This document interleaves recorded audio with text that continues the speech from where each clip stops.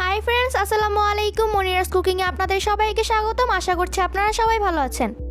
আজকে আমি আপনাদেরকে তৈরি করে দেখাবো ঘরে থাকা খুবই অল্প কিছু উপকরণ দিয়ে কিভাবে খুব সহজে তৈরি করা যায় বিয়েবাড়ির বাবুর্চিদের স্টাইলে শাহি মোরগ পোলাও।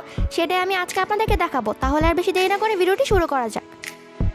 মোরগ পোলাও তৈরি করার জন্য এখানে আমি কিছু উপকরণ নিয়েছি।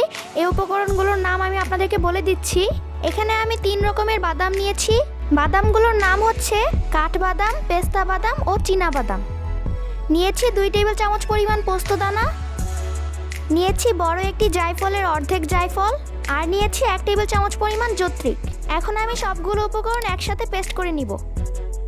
এখানে আমি 1 কাপ পরিমাণ ফেটানো টক দই নিয়েছি। ফেটানো টক দইটা নিলে রান্না করার সময় আর দইটা ফেটে যাবে না।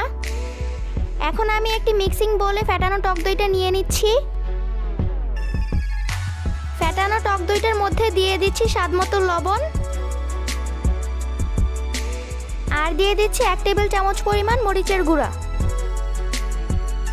এখন আমি সবগুলো উপকরণ ভালোভাবে একসাথে মিশিয়ে নিব।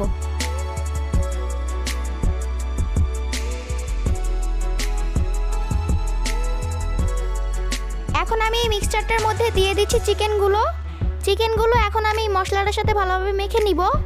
এখানে আমি 3টি কক মুরগি নিয়েছি। প্রত্যেকটি মুরগিকে আমি 4 পিস করে কেটে ভালোভাবে ধুয়ে পানিটা ঝরিয়ে নিয়েছি। এখন আমি 1 ঘন্টার জন্য এটাকে রেস্টে রেখে দিব। আর এটাকে রেস্টে রাখার সময় ফ্রিজে রাখার কোনো দরকার নেই। এখন আমি চলে যাব মূল রান্নায়। এখন আমি চুলায় একটি প্যানে দিয়ে দিচ্ছি পরিমাণ মতো সয়াবিন তেল, দিয়ে দিচ্ছি 2 টেবিল চামচ পরিমাণ ঘি,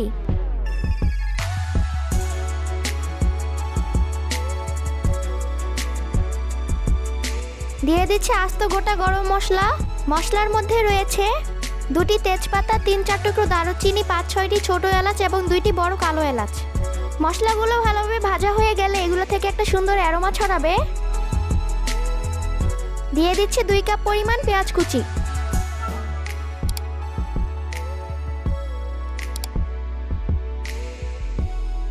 এখন আমি পেঁয়াজগুলো ব্রাউন করে ভেজে নিব। পেঁয়াজগুলো ব্রাউন করে ভাজা হয়ে গেলে দিয়ে দিচ্ছি সামান্য একটু পরিমাণ পানি, যাতে করে পেঁয়াজগুলো পুড়ে না যায়।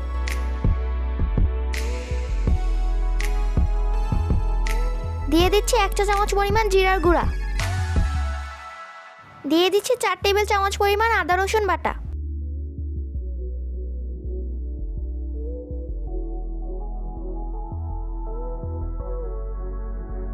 দিয়ে দিচ্ছি পেস্ট করে রাখা মশলাটা।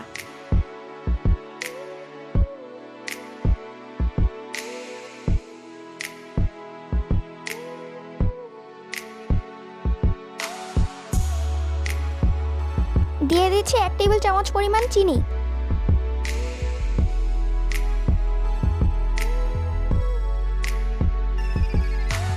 দিয়ে দিচ্ছি 5-6টি আলুর বোখরা, দিয়ে দিচ্ছি 1 টেবিল চামচ পরিমাণ কিশমিশ,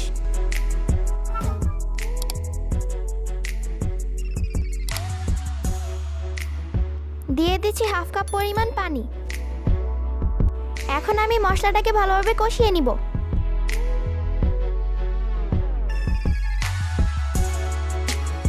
মশলাটা ভালোভাবে কষানো হয়ে গেলে দিয়ে দিচ্ছি ম্যারিনেট করে রাখা চিকেনগুলো।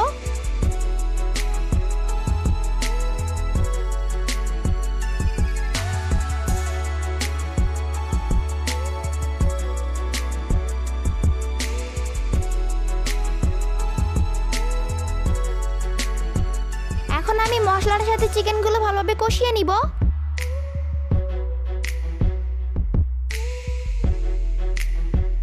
এখন আমি চুলাটাকে মিডিয়াম লো হিটে রেখে চিকেনগুলোকে ঢেকে দিব 10 মিনিটের জন্য। 10 মিনিট হয়ে গিয়েছে। এখন আমি ঢাকনাটা উঠিয়ে চিকেনগুলোকে একটু নেড়ে দিচ্ছি।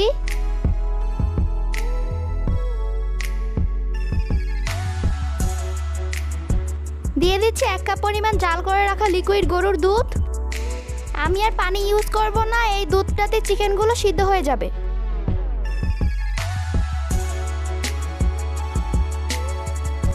এখন আমি চিকেনগুলোকে ভালোভাবে নেড়ে চুলাটাকে মিডিয়াম লো হিটে রেখে ঢেকে দিব 20 মিনিটের জন্য। 20 মিনিট হয়ে গিয়েছে। এখন আমি ঢাকনাটা উঠিয়ে একটু নেড়ে দিচ্ছি।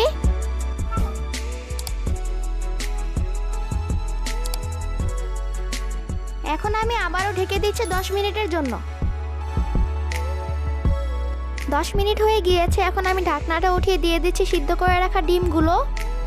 এটা চাইলে দিতে পারেন। রেস্টুরেন্টগুলোতে মোরগ পোলাওটা সার্ভ করার সময় ডিমটা পরিবেশন করা হয়। এই ডিমগুলো মশলায় দিলে মশলার ফ্লেভারটা একটু ডিমের মধ্যে ঢুকে যাবে। আর এর মধ্যে চিকেনগুলো অলমোস্ট সিদ্ধ হয়ে গিয়েছে। এখন আমি চিকেনগুলোকে উঠিয়ে একটি সাইডে করে রেখে দিচ্ছি। এখন আমি চলে যাব পোলাওটা রান্না করতে। এখন আমি একটি প্যানে নিয়ে নিয়েছি আস্ত গোটা গরম মশলা। মশলার মধ্যে রয়েছে 2টি তেজপাতা, 3-4 টুকরো দারুচিনি, 5-6টি ছোট এলাচ। দিয়ে দিচ্ছি 2 টেবিল চামচ পরিমাণ ঘি।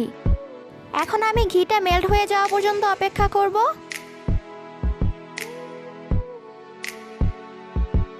ঘিটা মেল্ট হয়ে আসলে দিয়ে দিচ্ছি আগে থেকে ধুয়ে পানিটা ঝরিয়ে রাখা 3 কাপ পরিমাণ কালিজিরা পোলার চাল। এখন আমি ঘিটার সাথে চালটা ভালোভাবে ভেজে নিব। দিয়ে দিচ্ছি স্বাদমতো লবণ।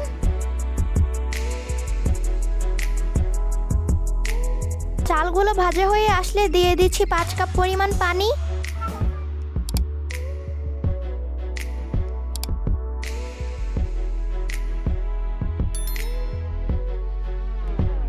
আর দিয়ে দিচ্ছি 1 কাপ পরিমাণ জাল করে রাখা লিকুইড গরুর দুধ। আপনারা চাইলে শুধু পানিও দিতে পারেন, দুধ না দিলেও হবে।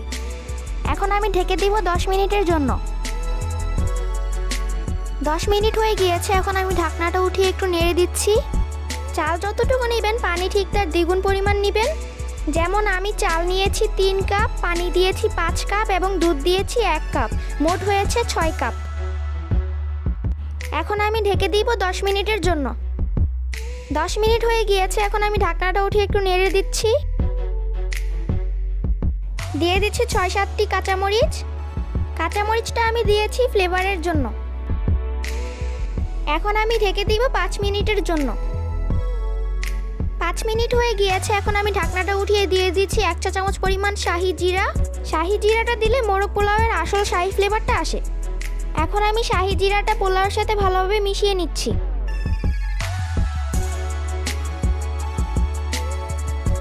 আমি যে চিকেনটা রান্না করে রেখেছিলাম ওই চিকেনটা থেকে অর্ধেকটা গ্রেভি দিয়ে দিচ্ছি পোলাওয়ের মধ্যে।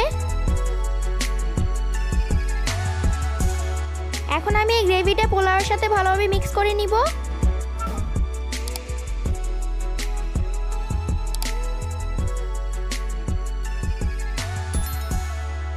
মিক্স করা হয়ে গেলে এখন আমি আবারও ঢেকে দিব 5 মিনিটের জন্য। 5 মিনিট হয়ে গিয়েছে, এখন আমি ঢাকনাটা উঠিয়ে নিচ্ছি। আর এর মাঝে পোলাওটা 80% সিদ্ধ হয়ে গিয়েছে। আমি যেহেতু লেয়ারিং করব এজন্য এখান থেকে অর্ধেকটা পরিমাণ পোলাও উঠিয়ে রাখছি। লেয়ারিং করে দমে রাখলে মোরগ পোলাওয়ের টেস্টটা কিন্তু খুবই ভালো আসে। লেয়ারিং করার জন্য এখানে আমি হেভি বটম পাত্র ব্যবহার করেছি। তবে আপনারা হেভি বটম পাত্র ব্যবহার না করলে অবশ্যই এটাকে দমে রাখবেন একটি তাওয়ার উপরে। আর দমে রাখার সময় চুলার আঁচটা কিন্তু থাকবে খুবই লোতে। অর্ধেকটা পোলাও ওঠানো হয়ে গেলে বাকি পোলাওগুলো সমান করে নিয়ে দিয়ে দিচ্ছি রান্না করে রাখা চিকেনগুলো।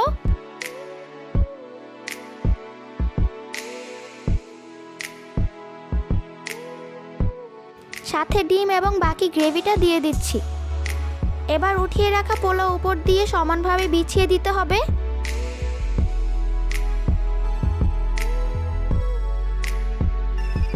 উপরের দিকটা সমানভাবে বিছানো হয়ে গেলে এখন আমি দমে রেখে দিব 20 মিনিটের জন্য। 20 মিনিট হয়ে গিয়েছে, এখন আমি ঢাকনাটা উঠিয়ে একটু নেড়ে দিচ্ছি।